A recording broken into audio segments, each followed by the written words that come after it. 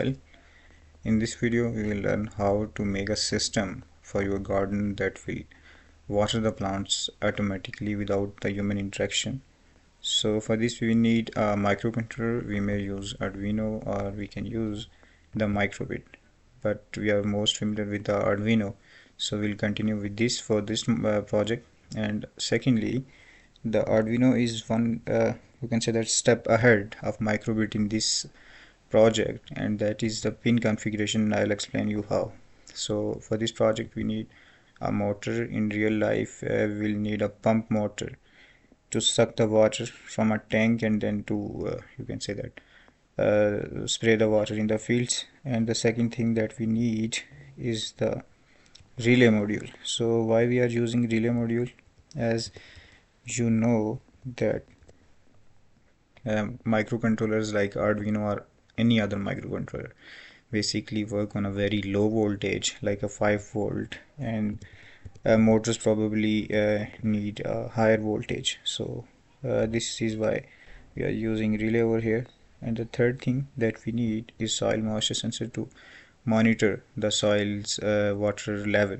And one more thing that we need is power supply to provide the power externally and signal from the controller. So this is our power supply. So these all are the components that we need to make this system. Let's start wiring them. So first I'll connect the VCCs of all the sensors and the relay, and after that we'll connect the ground. Okay, we are going to connect the moisture sensor with the 5 volt and the ground pin to the ground pin of Arduino,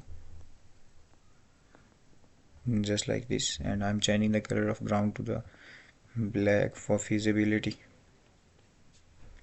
And this is the pin that is going to help us to make the output of D7. So I am taking yellow color for the signals, like here is a signal and here is a signal pin of this soil sensor. So as this soil sensor gives analog value, so we'll need an analog pin for this. I'm using A0 over here. Okay, so let's correct the alignment of them. Perfect. That's it. So we are done with the moisture sensor, and we have also already connected the signal pin of this relay module. And the third thing that we need to connect is the power pin and the ground pin. So I am connecting the ground pin to the ground of Arduino for the reference. For ground I am choosing black, so we'll follow this for complete circuit. And the red pin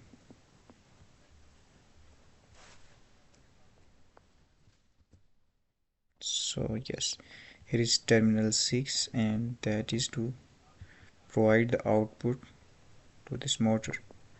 So as it is providing the power, so I am making this pin red. Okay, from the power supply I need one positive wire, and I'm connecting that to this relay module.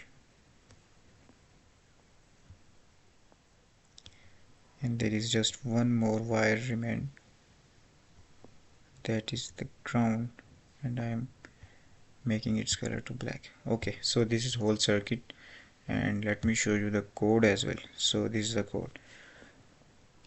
First we are taking the input from the sensor pin, and that pin is the A0 pin or analog 0 pin. And for motor pin I am defining pin 7, that is over here.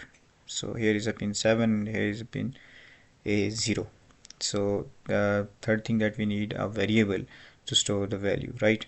So this is for the display if you want to use a serial monitor, and here is a serial monitor. If I just open this, it will definitely tell me some values of moisture in the soil. So in the loop I'll write that if the moisture's value is greater than certain level, then there should be a change in this pin, the D7. It should be high or low, and here is this condition. If the moisture sensor is greater than 500 is you can say that the threshold for this condition. Then there will be some certain moments, and where is the moment? Yes, here. Greater than this, the digital motor pin is high. So here is digital motor pin, that is pin 7. Else it remain off or low. So this is a condition over here. Let me show you how it works. Okay, so if I change the moisture level to high, the motor stops, and if I change the moisture level to low, motor rotates. So this is a condition, and you are also seeing the warning over here. This warning is because we are taking higher current from that pin. So it directly do not damages the you can say that the Arduino, but for the long term it may damage. So here you can see the warning, complete warning, that 26.6 amps it's taking from Arduino, and the maximum value is 20.0 milliamps. So we can also correct this by adding